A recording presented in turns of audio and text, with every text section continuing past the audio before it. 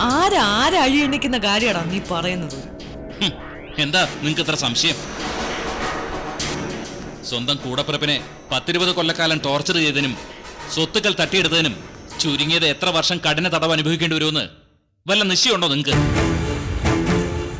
സ്വന്തം മകൾക്ക് തുല്യമായി കാണേണ്ട പെൺകുട്ടിയെ നിർദാക്ഷിണ ഉപദ്രവിച്ചതിനും അവളെ ഒരു മനോരോഗിയെ കൊണ്ട് നിർബന്ധപൂർവ്വം കല്യാണം കഴിപ്പിക്കാൻ ശ്രമിച്ചതിനും എന്തായിരിക്കും ശിക്ഷയെന്ന് അറിയോ മഹാറാണിക്ക്? അപ്പോ എല്ലാം അറിഞ്ഞു തന്നെയാ നീ എന്റെ മുമ്പിൽ ഞെളിഞ്ഞു നിൽക്കുന്നത്. അതെ, കുറെ കാലം മൈഥിലി അമ്പയെ തമ്പുരാട്ടിയൊക്കെ കാൽ കീഴിലിട്ട് ചവിട്ടി അരച്ചില്ലേ? ഇനി അതിനുള്ള ശിക്ഷ നിങ്ങൾ അനുഭവിക്കും. തമ്പുരാട്ടിയുടെയും മൈഥിലിയുടെയും നാവിൻ തുമ്പില ഇനി നിങ്ങളുടെ ജീവിതം ഒന്ന് മാത്രം അറിയാം. സത്യങ്ങളെല്ലാം അവർ പോലീസിന് മുന്നിലും ലോകത്തിന് മുന്നിലും ഏറ്റു പറഞ്ഞ അവിടെ അവസാനിക്കും നിങ്ങളുടെ ജീവിതം. മറക്കണ്ട.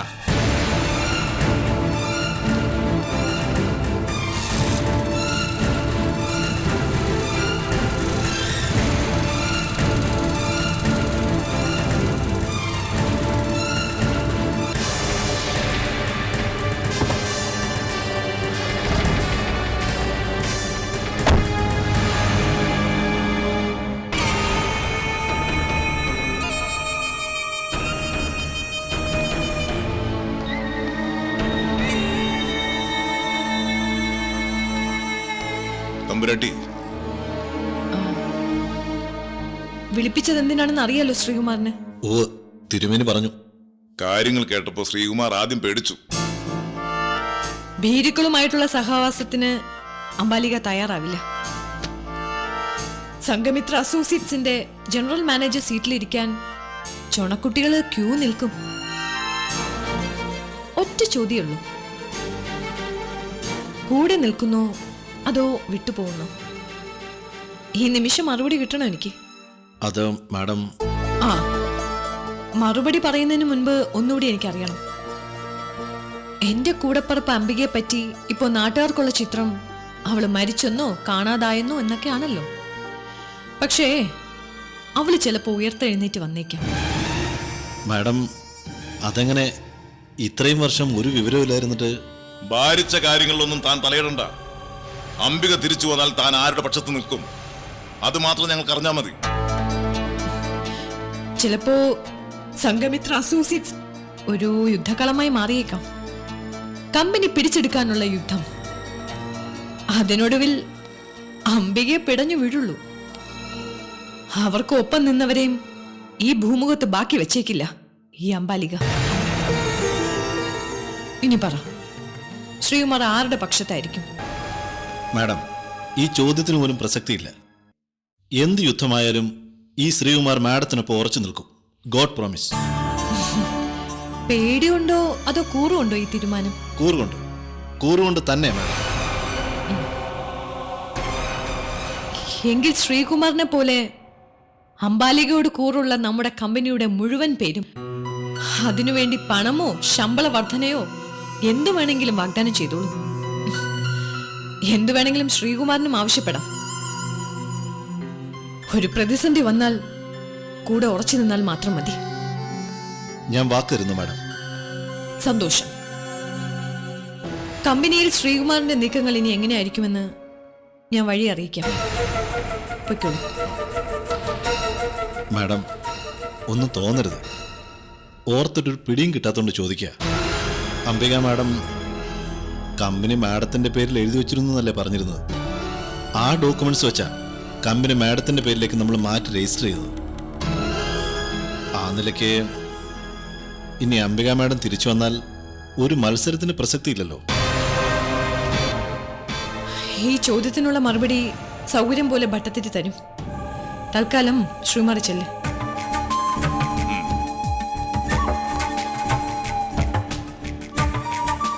ഭട്ടത്തിരി,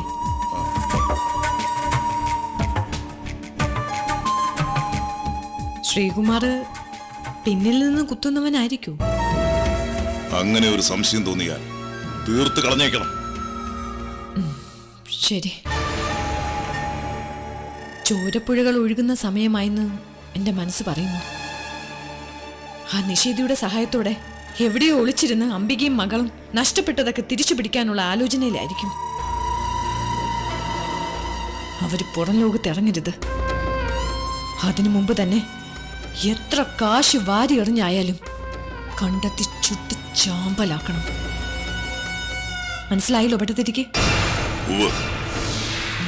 ഇനി പൊയ്ക്കോളൂ.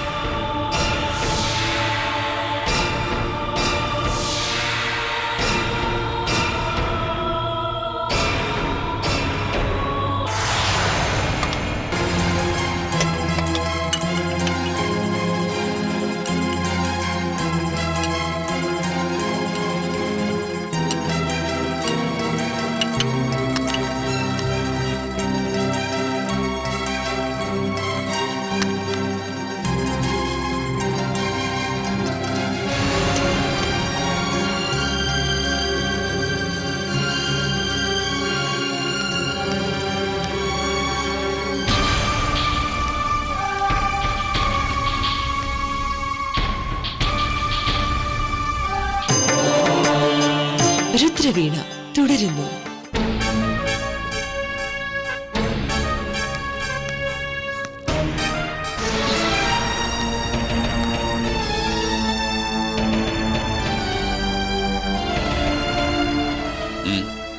ആർക്കാ ഇതൊക്കെ? ചോദിച്ചു കേട്ടില്ലേ? ആർക്കാന്ന്? അത് അപ്പുറത്തെ പറമ്പിൽ പണിയെടുക്കുന്നവർക്കാ.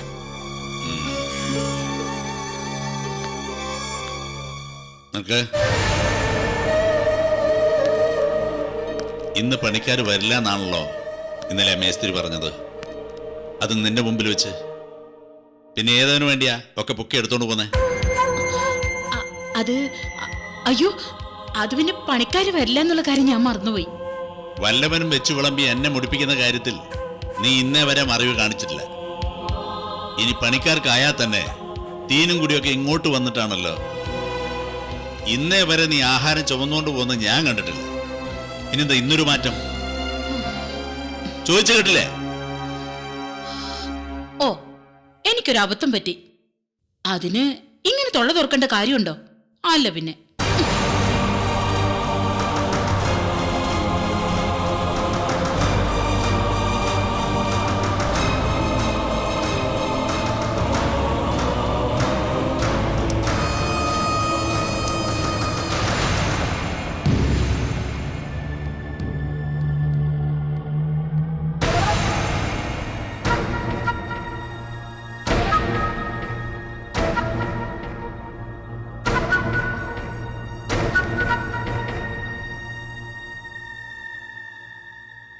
അതെ, ഒരബദ്ധം പറ്റി. ഭക്ഷണവുമായി അമ്മ ഇങ്ങോട്ട് വന്നതാ. അപ്പോഴേക്കും അച്ഛൻ വന്ന് മുന്നിൽ ചാടി. രണ്ടാൾക്കും വിശന്നോ? ഒരു 10 മിനിറ്റ് കൂടി ക്ഷമിക്കാലോ. ജംഗ്ഷനിൽ പോയി ബ്രെഡോ പഴമെല്ലാം വാങ്ങി പെട്ടെന്ന് വരാം. ഒന്നും വേണ്ട, ഞങ്ങൾക്ക് വേണ്ടി മോൻ ഒരുപാട് ബുദ്ധിമുട്ടി. ബുദ്ധിമുട്ടോ? തമ്പുരാട്ടിയും മൈഥിലിയും ഇപ്പോഴും എന്നെ അന്യനായി കാണുന്നോണ്ടാ ഇങ്ങനൊരു തോന്നൽ. കൃഷ്ണേട്ട, ദയവ് ചെയ്ത് എഴുതാപ്പുറം വായിക്കല്ലേ. ഞങ്ങൾക്ക് വേണ്ടി കഷ്ടപ്പെട്ടതിന്റെ പേരില് കൃഷ്ണേട്ടനും അമ്മയെ സങ്കടപ്പെടേണ്ടി വന്ന് അത് ഞങ്ങൾക്ക് സഹിക്കാൻ കഴിയില്ല. നിങ്ങൾ രണ്ടാളും ഇടയ്ക്കിത് ആവർത്തിക്കുന്നതാ ശരിക്കും എന്റെ ബുദ്ധിമുട്ട്.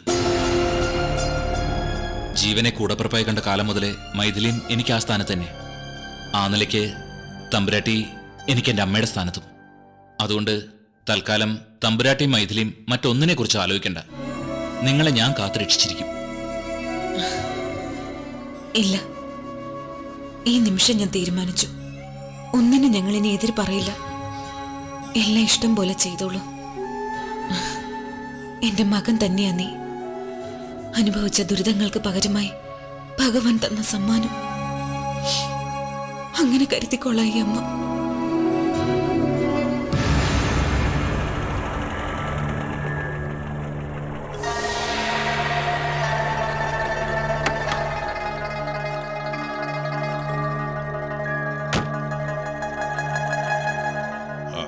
കമ്പനി ചെന്നപ്പോഴാ തമ്പുരാട്ടി ഇങ്ങോട്ട് വന്നിട്ടുണ്ടെന്ന് അറിഞ്ഞത്. അല്പം വെടിമരുന്നിന് വന്നതാ. തമ്പുരാട്ടി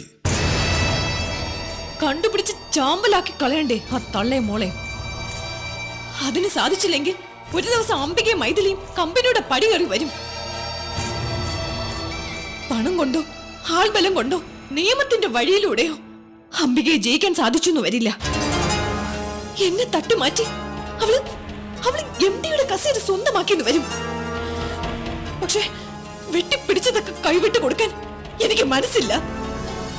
കൊത്തിച്ച് കളയും ഞാനല്ല. സംഘമിത്ര അസോസിയേറ്റ്സ് നിന്നിടത്ത് നിന്ന് ഒരു പിടി ചാരമേ അവൾ വാരിയെടുക്കും. അങ്ങനെ കൈവിട്ട കളിയൊന്നും തൽക്കാലം ആലോചിക്കേണ്ട തമ്പുരാട്ടി. ആലോചിക്കാതിരിക്കണമെങ്കിൽ വെറുതെ ഇങ്ങനെ കയറി അഭിപ്രായം പറഞ്ഞാലൊന്നും പോരാ. അംബികയും ആ പെണ്ണിനെയും പിടിച്ചു കെട്ടി കൊണ്ടുവന്ന് എന്റെ കൺമുമ്പിൽ ഇട്ട് തരണം. ശ്രമം തുടരുക. പോലീസ് ഡിപ്പാർട്ട്മെന്റിലുള്ള നമ്മുടെ ബന്ധം വെച്ച് മഹേശ്വരപുരത്തിന് ചുറ്റുമുള്ള മുഴുവൻ ഗ്രാമങ്ങളിലും രഹസ്യമായി തിരച്ചിൽ നടത്തി. ഈ സിറ്റിയിൽ ഇനി ഒരിടവും അന്വേഷിക്കാൻ ബാക്കിയില്ല. എങ്കിൽ അവരെന്റെ കണ്ണെത്താത്ത ദൂരത്ത് പോയിട്ടുണ്ടാവുന്ന ഉറപ്പാ.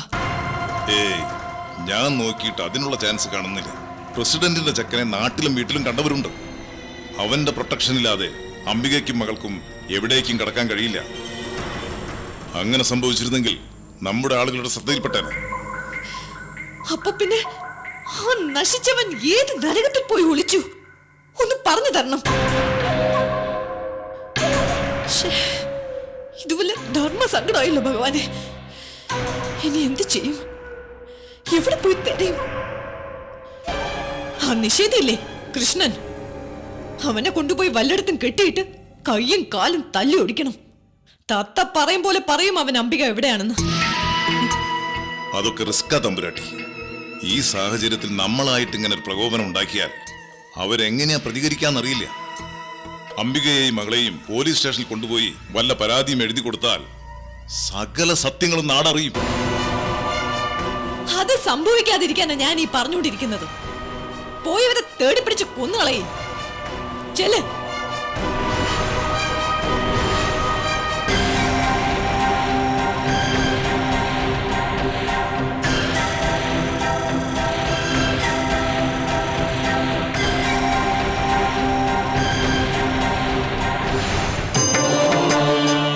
രുദ്രവീണ തുടരുന്നു.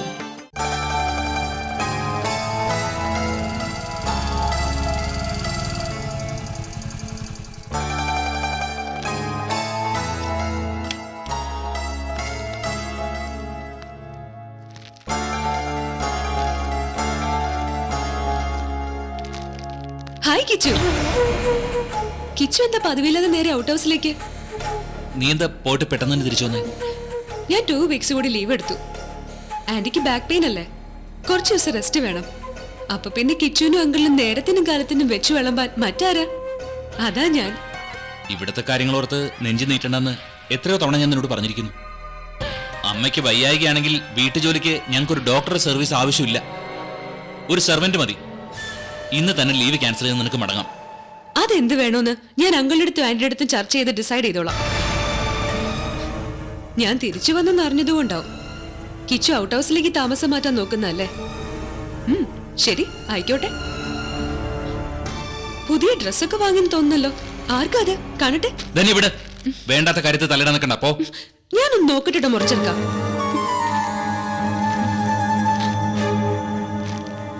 ഇതാർക്കാ കിച്ചു ഈ സാരി നൈറ്റിയൊക്കെ? ഇതൊക്കെ ആർക്കാന്ന് ചോദിച്ചത്? മേലിൽ എന്റെ പേഴ്സണൽ കാര്യത്തിൽ തലയിടാൻ വരരുത്, മനസ്സിലായി?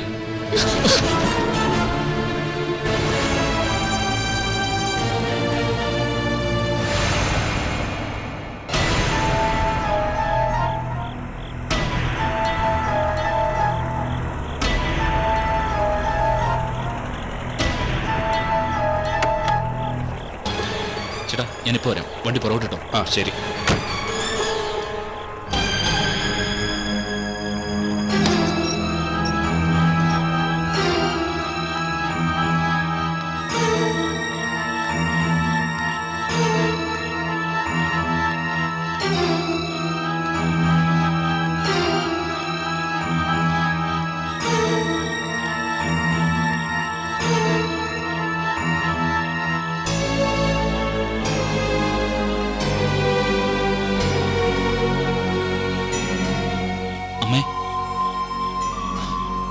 മൈഥിലി, അമ്മേ.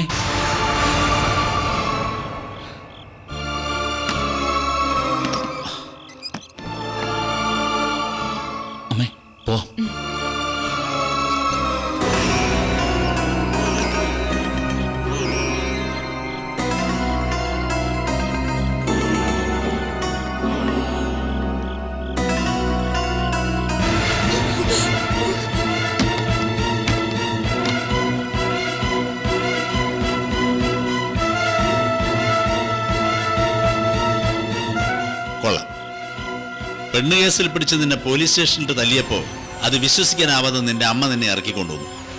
പരിശുദ്ധാത്മാവിന്റെ പ്രതിരൂപമായി തന്നെ. ആരും അവിശ്വസിച്ചില്ല. എന്നാൽ എനിക്കറിയായിരുന്നു പല നാൾ കള്ളൻ ഒരു നാൾ വലയിൽ വീഴുന്നു. നിന്റെ മുഖം മൂടി പിച്ചു ചെന്താനാവുമെന്ന്. സരസ്വതി, എടി സരസ്വതി, സ്വന്തം വീട്ടിൽ തന്നെ വഴിവിട്ട് ഏർപ്പാട്. എവിടുന്ന് കൂട്ടിക്കൊണ്ടുവന്നു ഇവരെ? അച്ഛൻ എന്നെ തെറ്റിദ്ധരിക്കരുത്. അച്ഛൻ ഉദ്ദേശിക്കുന്ന പോലെ അല്ല കാര്യങ്ങൾ. ഇവരെന്റെ മിണ്ടരുത്. അതിനുള്ള അവകാശമില്ല നിനക്ക്. ആരാടി നീയൊക്കെ? പറയടി.